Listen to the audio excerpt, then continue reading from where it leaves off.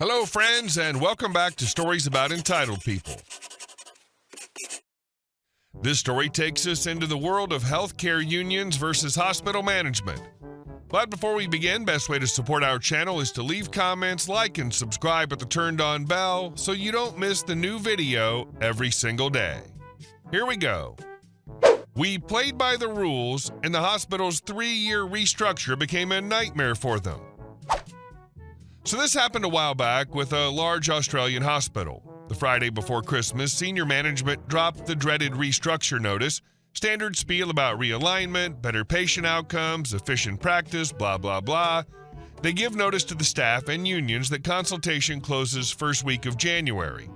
The new employment structure will take place in February. Under the conditions of our industrial award, the employer must make genuine consultation available where the employee has the opportunity to change the employer's mind about making them redundant. The other thing is redundancy payouts are generally good in health in Australia, with a worker with 13 years work history gets a year's pay with $113K tax-free plus entitlements such as annual leave and long service leave paid out. Each year you work, your redundancy increases in value to a maximum of 13 years. About 4 to 5%, 200 plus, of staff are going to be made redundant. The union launches into the industrial court, arguing that the time given, especially over Christmas, is insufficient. The court agrees and extends the time by 2 weeks, but issues 2 statements. 1, the industrial court will not slow down this restructure anymore, and 2, it strongly reminds the unions, there was multiple, that you can only consult. Hospital management sees this as a big win and are bragging about how they're going to beat us. The unions have a combined meeting and decide that if the staff can only consult, then ask as many questions as we can. The members are asked to field as many questions as possible. My union alone gathered 1,200 plus questions, with 700 of them unique, another 800 to 900 questions coming from the other unions.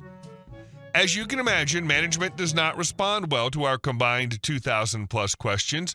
They attempt to push on. We head back to court where we remind the judge of his must consult orders. The court tells our employer that they must answer the questions. The restructure's on hold by court order. What were the questions like? Some questions were about legal ramifications due to industrial award requirements, others about professional legal standards. Some questions about day-to-day operations, and others about how they would be personally impacted. The court orders both sides to meet back in a month, and hospital management must answer all questions. We get our answers in 3 weeks' time that consists of yes, no, maybe, possibly, and unsure answers, all one-word answers. This is not genuine consultation. We head back to court, and the judge is furious about lack of real consultation. The hospital argues it's too many questions to answer, but the judge reminds them they only have to genuinely consult. Come June, we're in a legal holding pattern when hospital management declares that they're changing the restructure on feedback given and issues new restructure papers. The restructure will take place in 4 weeks' time. New restructure requires new consultation, which the hospital isn't willing to do. Back to court, the unions go to remind the judge about genuine consultation. We won again by just consulting. Come December, 1 year after starting all of this, the hospital hires a consultant to get the restructure done. She has the same attitude as hospital management and tries to rush through the restructure without genuine consultation. We head back to court, and at this stage, the judge has had enough and notes the unions have played by the rules and the hospital hasn't. We head back with even more questions, and judge decides he will set down monthly meetings with him chairing them to work through this mess. In total, the restructure takes over 3 years with loss of a lot less jobs than expected. In fact, it was a fraction of jobs expected to go. In some departments, we gain jobs by arguing about workloads, etc. The vast majority of people who lost their jobs were close to retirement age and received a handsome payout. They also got 3+ years pay as the restructure took place over that time. Some of the union members had worked less than the 13 years work history maximum payout before the restructure. The 3+ years of delay increased their payouts. All we did was consult by asking questions as the judge ordered. And it wouldn't even be an issue if they'd given you more than 3 business days for consultations in the first place. And our second story. Bye, Karen. We're going on vacation. Back in 2015, my brother, who's worked in commercial construction for nearly 20 years, learned the hard way just how entitled some people can be. He's one of those people who will bend over backwards for friends, fix your railing, done. Replace a busted sink, he'll show up with tools before you even finish explaining. But what started as helping out a recently divorced woman turned into one of the most infuriating and hilarious messes I've ever seen. Setting the stage. This woman was a friend of his girlfriend's. She had just finalized a nasty divorce and was trying to get back on her feet. My brother and his girlfriend had already helped her out by replacing her front stairs and repairing/painting her garage. She didn't pay much, just covered materials, because my brother figured he was just helping a friend. Later, she decided she wanted to sell the house. A realtor friend convinced her that if she remodeled, she'd get way more money, so she approached my brother and asked for an estimate.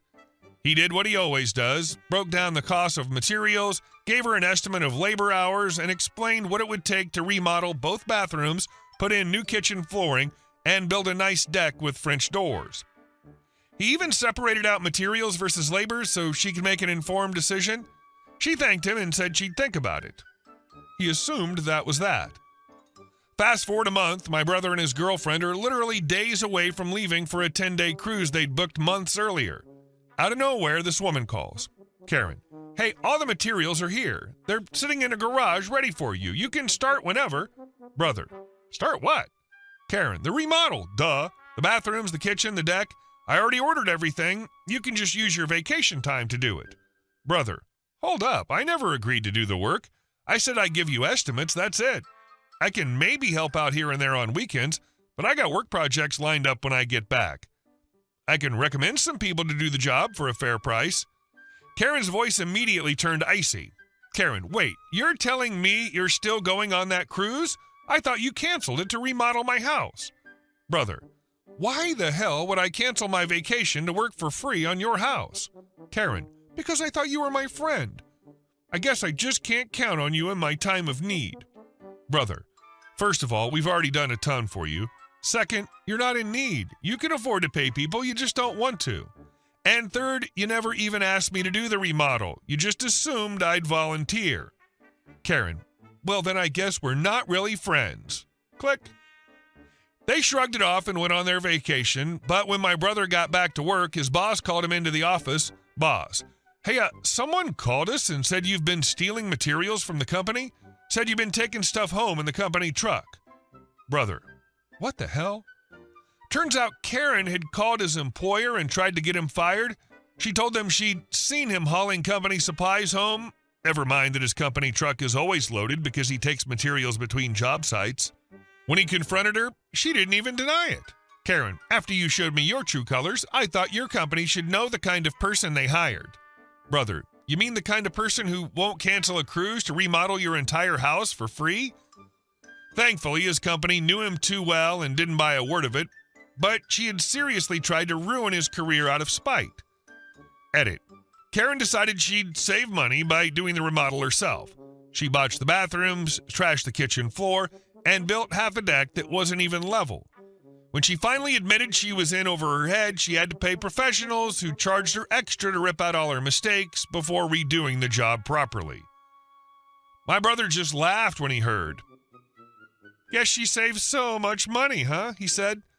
Now, whenever anyone in the family mentions that woman, my brother just smirks and says, oh, you mean my unpaid customer who tried to get me fired? Hope she's enjoying her crooked deck. In her mind, giving her a detailed estimate wasn't a courtesy. It was a binding contract that he'd spend his vacation rebuilding her house for free. The audacity of assuming someone would cancel a cruise to be her unpaid contractor is crazy. And our last story. Tree Wars. HOA President's ego versus my property line. I'm 20. Just bought my first house last year. The place has a decent-sized backyard that backs up to a walking trail. It's technically common HOA property, but my actual property line runs a few feet into the tree line. There are 2 maples and an oak back there that shade the yard. They've been there way longer than I've been alive. One morning, I hear a knock at my door. I open it to see Greg, the 34-year-old HOA president. If you've ever seen a guy who looks like he was born wearing khakis and a Bluetooth headset, That's Greg. "Morning," he says, rubbing his temple dramatically. "We need to talk about that tree of yours." I raise an eyebrow. "What about it?" He motions for me to follow. Against my better judgment, I do. We walk into my backyard, down toward the trail. He points at the oak. "This one right here," he says. "Dangerous. I hit my head on one of the low branches yesterday while walking the trail. Nearly knocked myself out. If it happens again, I'll have no choice but to pursue legal action." I look at the branch he's pointing at. It's not even overhanging the trail. It's squarely on my side of the property line. If he actually managed to smack his head on it, that means he wasn't on the trail. He was on my property. "You walked into my yard?" I ask. "It's all HOA adjacent," he says, waving his hand like that makes sense. "You need to cut this tree down before someone gets hurt." "First of all, it's my tree on my property," I reply. "Second, that branch is at least 7 feet up. Unless you're jogging around in stilts, I don't see how it's a hazard." Greg scowls. "This isn't up for debate. If you don't cut it, the HOA will take action. Do you want to be responsible for someone getting injured?" I couldn't help but laugh. "Pretty sure the only injury here is your ego." He storms off, calling someone on his phone, loudly declaring, "Yes, I told him. He's being completely unreasonable." That's when I realized what I was dealing with. A petty HOA tyrant looking for a fight.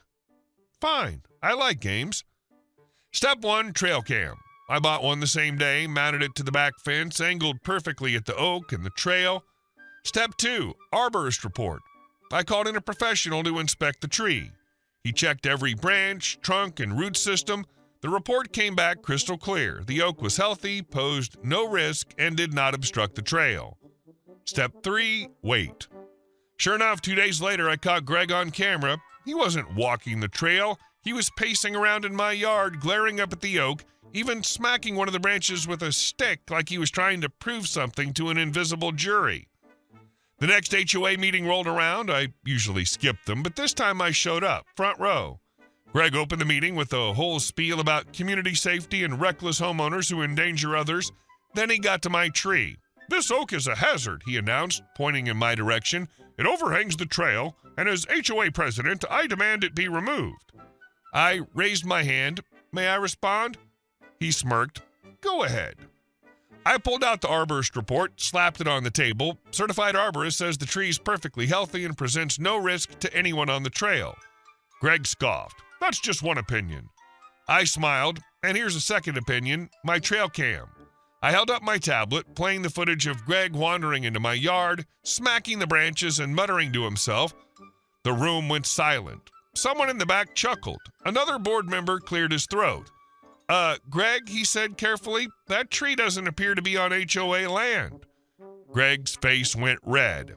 That's not the point," he sputtered. "It's still a liability." "Liability for who?" I asked. "The guy trespassing into my yard to pick fights with trees?" The laughter wasn't subtle this time. Greg tried to regain control, but the meeting had turned against him. Another board member leaned forward and said, "Yeah, I think we should drop this one, Greg." By the end of the night, not only was the tree issue dead, but Greg's credibility had taken a hit. The HOA secretary even suggested that maybe Greg should stop wandering into other people's yards if he didn't want to keep injuring himself. The oak still stands tall. Greg, on the other hand, avoids eye contact with me at all costs. And I swear, that tree looks healthier every day. HOAs thrive on bluster and intimidation, but the second you showed proof, his whole safety hazard routine collapsed into laughter. Watching a petty little dictator get publicly humiliated by his own board is the kind of petty justice that never gets old. Hey guys, thank you all for watching the video. I'll see you in the next one.